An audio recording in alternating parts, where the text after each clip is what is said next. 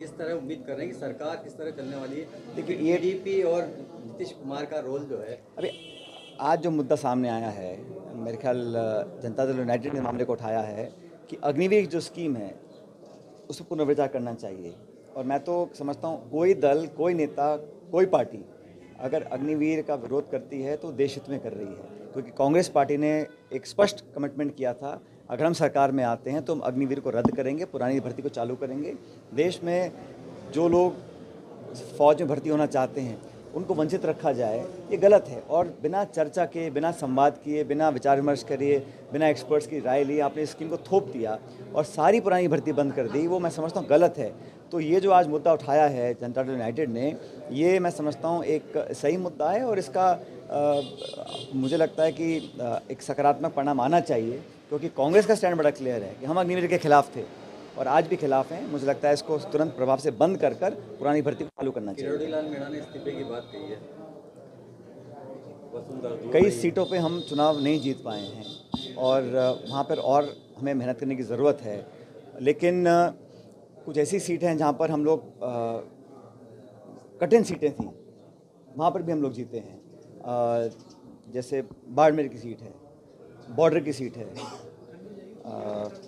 और हमारे ये जो गंगानगर की सीट है, और ऐसे अधिकांश सीटों पर जहाँ पर हम पहले नहीं जीतते थे, इस बार हम जीत कर आए हैं। जहाँ हम नहीं जीतते हैं वहाँ पर हमें और मेहनत करने की ज़रूरत है। और हम लोग एक सीट जीते हैं गुजरात के अंदर, बनासकांठा, वो भी एक शुरुआत है, पहले वहाँ हम नहीं जीत पाए थे। लेकिन जहाँ जहाँ हम सीट नहीं जीते हैं वहाँ पर हम और मेहनत करेंगे और हार का अंतर भी कम हुआ है, लेकिन अभी आने वाले समय में हम संगठन को और मजबूत करेंगे और आगे जीतेंगे। योजना में रिव्यू की बात आप कर रहे हैं, किस तरह के इसमें रिव्यू में सुधार? मैं नहीं कर रहा हूँ, हमने तो ये कहा था अपने कांग्रेस ने स्पष्ट कहा था कि हम अग्निवीर के खिलाफ हैं और देश के अधिकांश लोग, अधिकांश दल, अधिकांश जनता चाहती है कि अग्निवीर को समाप्त किया जाए।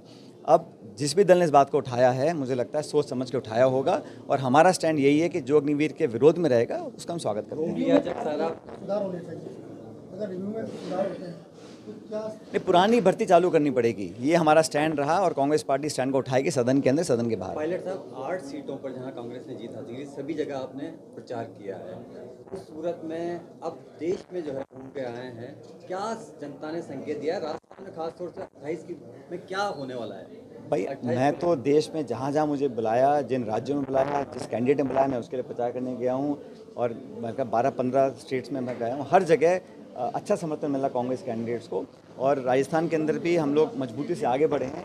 इसका आने वाले समय में संगठन को लाभ मिलेगा और जो अभी बहुत जल्दबाजी है कुछ कहना, लेकिन केंद्र में क्या समीकरण बन रहे हैं अभी हमें वेट एंड वॉच करके देखना चाहिए। यहाँ पर यंगेस्ट एमपी का रिकॉर्ड टूटा, संजना जाटव जी हमारी छोटी बहन को टिकट हमेले का दिया था, बहुत कम वोट से हारी थी और इस बार लोकसभा का चुनाव लड़ी हैं भरतपुर से।